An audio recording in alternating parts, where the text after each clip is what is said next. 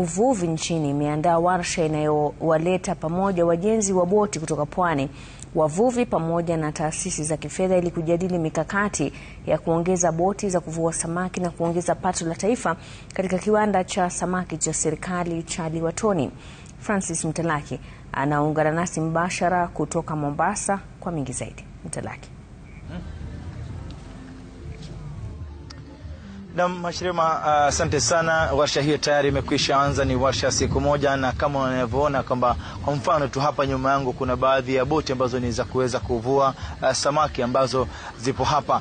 Ni aina tofauti ya boti ambazo baadhi ya wale wawekezaji pamoja na wavuvi na vile vyama vya wavuvi katika maeneo haya ya pwani wamekongamana hapa ili kuweza kuhakikisha kwamba sekta hii ya uvuvi na hasa masuala ya uchumi wa bahari na maziwa, manake katika jengo kama hili tayari serikali imekwisha wekeza mabilioni ya fedha ili kuweza kuhakikisha kwamba samaki watakapotolewa baharini basi watakuja na kuwa katika sehemu hii katika viwango tofauti ili kuhakikisha kwamba soko la samaki limeweza kuboreka humu nchini pamoja na samaki kuweza kuuzwa katika mataifa tofauti duniani. Na nipo na afisa mkuu mtendaji, labda nikisonga karibu bwana bwana Milka, tuseme nasi hapa moja kwa moja, labda tuambie, ukisongea hapa tafadhali, utueleze labda umuhimu wa hili warsha ya siku moja, mnalenga hasa nini katika masuala ya kuhakikisha kwamba vijana wameenda baharini na kuvua samaki?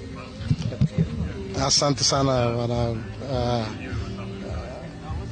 Kitu ambacho tunafanya cha muhimu sasa ni kujaribu kuwezesha vijana waweze kwenda bahari kuu.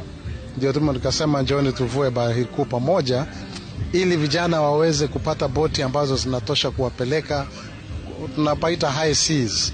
Wakati huu tukiangalia boti ambazo watu wengi wanatumia ni hivi vidao vidogo vidogo ambavyo vinaleta mapato kidogo kidogo, lakini kwa kuweza kupata mapato ambayo inaweza kuwasaidia ni kuwatengenezea boti kubwa kubwa ambazo zinaweza kuwapeleka mbali, wakashike tani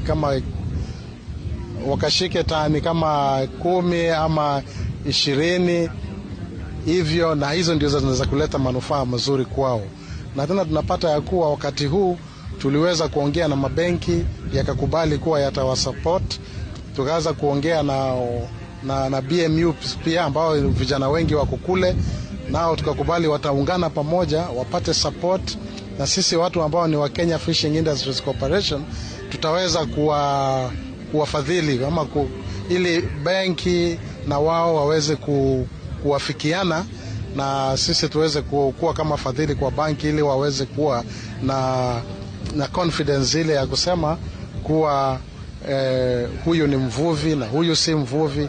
Kwa hivyo hiyo ni kazi ambayo sisi tunafanya. Kimazingira labda mnafanya vipi? Maana boti za kisasa wana mazingira wanataka kwamba ziweze kulingana na masuala ya mazingira ili tusiweze kuchafua bahari pia. Asante sana. Sasa ukiangalia hata vile tunavyofanya sasa ni tunatumia boti ambazo tunaita fiberglass boats.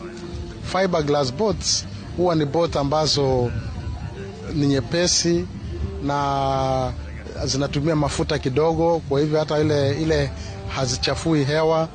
Na kwa vile tunajaribu pia kuwahimiza watu waweze kutumia boti kama hizi ambazo zina engine ndogo pia, ndio iwe vizuri kwa mazingira ambayo tunayo pia huko. Asante sana. Acha tuseme na mtengenezaji boti mmoja hapa, labda tuambie katika warsha hii umuhimu kwa wapi hasa kwa vijana kuweza kujitosa hasa kutoka pwani kuchukua nafasi ambazo zipo baharini, manake wengi wanasema kwamba kwa sasa kuna nafasi nyingi hasa za uvuvi ambazo vijana wanaweza kunufaika. Kwa jina naitwa Aziz Suleiman Masud, ni mkazi wa Mombasa, na nimefurahi sana kualikwa kwenye mwaliko huu ili kuonyesha ujuzi ambao tuko nao kutengeza vyombo, na tuko na boti ambazo ni aina za fiber. Zitasaidia sana vijana kwa kuwapatia ajira, kuondoa kwenye kukaa mabarazani ili wafanye mambo yao kwa wepesi. Na tuko tayari, tumejiandaa, tuko na vitu vingi pale vya kuonyesha, na vyombo vyetu viko na uwezo wa kwenda mbali sana kupata samaki aina ya tuna, jodari, sulisuli. Kwa hivyo tumejiandaa, tuko tayari ili kubadilisha maisha ya mwananchi wa Kenya. Na Labda unatarajia kuona nini kutoka kwa serikali, ndio ule msukumo wa kuona kama jengo kama hili, samaki ambao wanatarajiwa kuja kuwa stored hapa waweze kufika kwa wingi, na pia soko la samaki kuweza kufunguka si humu nchini lakini katika mataifa mengine? Kwa ukweli tuko tayari na tuko na uwezo wa kwenda baharini hadi kuja na tani 10, tani 20 mpaka 30 kwenda kuvua, na vijana wameiva. Hata hii leo naongea na nyinyi wenzangu, tuko na chombo kiko baharini na kinaingia leo, pengine katika kitawasili baada ya saa 1, ambao ni boti ya kutoka Ukunda MV Msambweni, na wanakuja na wako na samaki, na tutajaribu pia kuwaleta baadaye ili muweze kuona samaki walioshika, na ni jambo ambalo litaleta mabadiliko. Na pia tuko na utaratibu wa kufungua kiwanja cha kupeleka samaki nje na exporting ya fresh fish, na hii ni samaki ambao tunashika, tunahifadhi kwenye flex ice, alafu tunafanya exporting. Kwa hivyo ni mwelekeo mzuri, na tutaraji serikali itatusaidia vijana ili wasonge mbele. Tukiondoka angalau sisi tuweke mbegu nzuri kwa vijana kuendeleza. Kiangalia naona una tajriba, changamoto ni zipi katika sekta hii?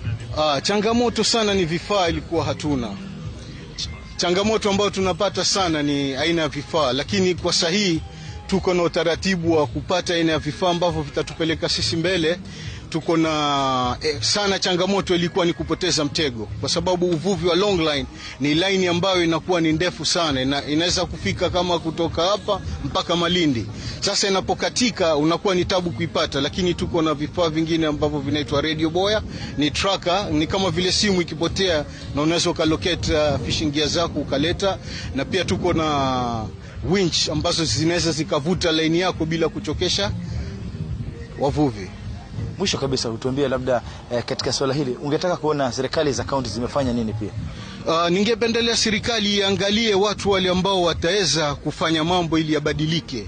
Sio masala ya corruption, pesa zitumike na kusiwe na maendeleo yote. Zipawe watu wanaostahili, waulizwe maswali, wavuvi waridhike, na zikitoa miradi hii kusaidia wavuvi ili kizazi kisonge mbele, litutoke kwenye sekta hii ya kuwa hali zetu ni mbaya dhaifu. Lakini samaki baharini yuko, na baada ya muda tukitoka hapa kuna chombo kitaingia ili tuonyeshe kwa vitendo samaki ambao tunaweza kushika ikiwa tutaandaliwa. Kama wavuvi tupate vyombo vya kisawa, ambapo mimi ni mmoja wao kutengeza boti. Najiamini na kazi nimeifanya, na niko na chombo kinaingia, nitahakikisha kimekuja hapa na tutafanya kazi pamoja. Na tumefurahi sana kwa fisheries kwanza kwa kuleta utaratibu huu, kujumuika kwa sote hapa ili tusonge mbele, tujenge taifa letu.